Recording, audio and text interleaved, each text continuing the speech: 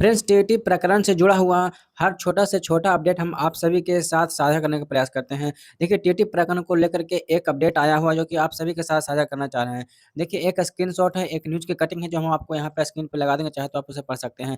देखिए फ्रेंड्स, जैसे कि 1 सितंबर 2025 को माननीय उच्चतम न्यायालय द्वारा जो आदेश आया था न्यूनतम पाली में जो फर्स्ट वर्सेस महाराष्ट्र केस में देखिए सभी शिक्षकों की टी अनिवार्य कर दिया गया था। ये कहा गया था कि ऐसे शिक्षक जो हमारे टीईटी उत्तीर्ण नहीं है, उन सभी को टीईटी पास करना अनिवार्य होगा 1 सितंबर 2027 से पहले।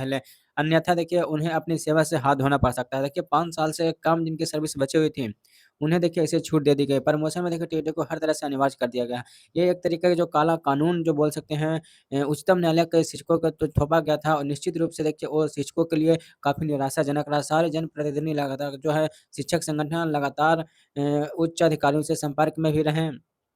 हमारी केंद्र शिक्षा मंत्री से भी संपर्क में रहे हैं और किसी न किसी तरीके से टीईटी से छूट दिलाने के लिए देखिए माँग कर को उठाते ही रहे हैं। इसी क्रम में देखिए आप सभी ने देखा होगा कि उत्तर में सबसे पहले देवेंद्र प्रताप सिंह जो कि एमएलसी हैं, उन्होंने माननीय मुख्यमंत्री जी योगी आदित्यनाथ जी से मुलाकात की थी, उनको ज्ञापन दिया था। बीएड और बीपीएड के जो भी कैंडिडेट हैं, उनको भी माँग करके उनको पीड़ा को भी उठाया था। तो देखिए सभी शिक्षक संगठन अखिल भारतीय ऐसी पर गठन हुए थे, आप सभी ने देखा होगा अखिल भारतीय संगठन मोर्चा का गठन किया गया था। योगी तेगी जी के नेतृत्व में 24 और 25 नवंबर को दिल्ली में धरना भी दिया गया था। इसके बाद देखिए TFI teacher federation of India भिन्न समिति के नेतृत्व में गठन किया गया था और इनका प्रस्ताव धरना 5 दिसंबर को था, जो कि अनुमोदन नहीं मिलने के कारण स्थगित कर दिया गया था। इसके बाद ये लोग लगातार जो है धर्मेंद्र प्रधान से संपर्क में जुटे रहे हैं। तो देखिए स्क्रीनशॉट यहाँ में हम आपको उपलब्ध करा रहे हैं, आप देख सकते हैं, पढ़ सकते हैं।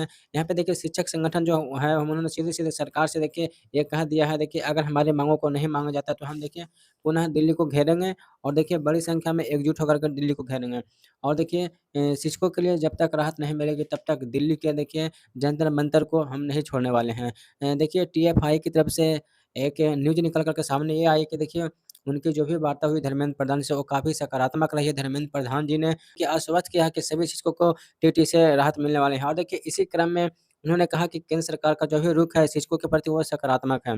देखिए टीएफआई ने स्पष्ट किया है कि अगर टीईटी से छूट हम सभी को नहीं मिलती है तो हमारा आंदोलन दिल्ली के जंतर मंतर पे बहुत प्रभावित तरीके से होने वाला है। तो देखिए केंद्र सरकार ने यह व्यक्त किया है कि हम सभी शिक्षकों की पीड़ा को समझने पूरे देश भर के 20 से 25 लाख हमारे शिक्षक प्रभावित हो रहे हैं, उनको पूरा डाटा हम इकट्ठा कर रहे हैं। और देखिए इस पे कैसे बीच का रास्ता निकालने के उच्चतम न्यायालय का जो भी आदेश आया है, वो भी देखिए हमारा बना रहे और शिक्षकों भी को भी राहत मिल सके। तो देखिए इस तरीके से कुछ बीच का रास्ता निकालने के लिए केंद्र सरकार वो देखिए प्रयास कर रहा है और देखिए जो भी माननीय केंद्र शिक्षा मंत्री जी ने सभी शिक्षक संगठन को आश्वस्त किया है।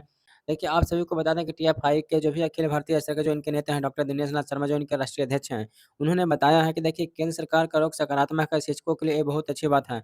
लेकिन देखिए अगर केंद्र सरकार की तरफ से अगर देखिए ये जो भी बातें सकारात्मक कही जा रही हैं, अगर इसको नहीं मानी जाती, इसको नहीं फॉलो किया जाता है, तो हम बहुत बड़े पैमाने पे फिर से आंदोलन करेंगे और साथ ही उन्होंने ये भी कहा था कि हम प्रभावित को उच्चतम न्यायालय में पुनर्विचार याचिका में भी करने वाले हैं, बड़े-बड़े अधिवक्ताओं को जो है पैनल हम खड़ा करेंगे।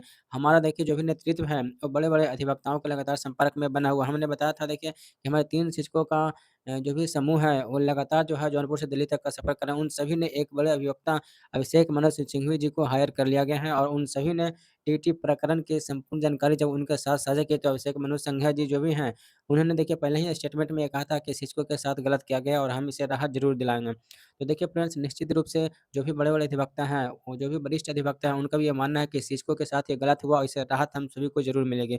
इसी क्रम में देखिए जो भी हमारे योगी दिजारी जी का जो भी समूह है, जो अखिल भारतीय संघर्ष मोर्चा है, वो भी लगातार बड़े-बड़े अधिवक्तों के संपर्क में बने हुए हैं। वो भी लगातार प्रयास कर रहे हैं कि किससे बड़े अधिवक्ता को हायर किया जाए, पुनर्विचार याचिका की जो भी पैरवी हो, जो भी बहस हो, सुप्रीम कोर्ट में वो सकारात्मक रहें और शिक्षकों को उससे राहत मिल सके। फ्रेंड्स, यहाँ पे हमने एक बात के बताना चाहता हूँ कि देखिए अगर उच्चतम न्यायालय किसी तरीके से अगर हमें निराशा भी मिल रही है, तो निश्चित रूप से केंद्र सरकार का जो भी रुख जो नज़रिया केंद्र सरकार का देखने को मिल रहा है, उसे देखिए यही लग रहा है कि अगर उच्चतम न्यायालय से पुनर्विचार याचिका में हम सभी को अगर राहत नहीं देती हैं, तो केंद्र सरकार देखिए शिक्षकों के पीड़ा दुःख को समझते हुए शिक्षकों को राहत देने के काम करने वाली है। साथ ही देखिए आप सभी को बता दें हमारे बहुत सारे शिक्षक साथी कहते हैं कि केंद्र सरकार जो है ये कुछ नहीं आखिर बोल रही। तो देखिए मेरा जो भी मानना है, हालाँकि देखिए ये ज़रूरी नहीं है कि जो मैं हम बोल रहा हूँ ऐसा ही है, लेकिन देखिए मेरा ऐसा व्यक्तिगत विचार से हमें ऐसा लग रहा है कि केंद्र सरकार तब तक कुछ नहीं बोलेगी जब तक देखिए उच्चतम न्यायालय के पुनर्विचार याचिका जो भी फाइनल नहीं हो जाएगी। क्योंकि देखिए अगर उच्चतम न्यायालय की अगर याचिका फाइनल होने से पहले केंद्र सरकार ने कुछ अगर बोल भी देते हैं और पुनर्विचार याचिका में उच्चतम न्यायालय ने अपने ही जो भी 1 सितंबर 2025 का आदेश है, उसी को यथावत अगर रख देता है, तब देखिए केंद्र सरकार के सामने समस्या हो जाएगा कि अब क्या करें? तो देखिए न्यायपालिका के आदेश का पालन करें या हमने जो भी शब्द कहे हैं, जो हमने कमिटमेंट कर लिया उसको पूरा करें।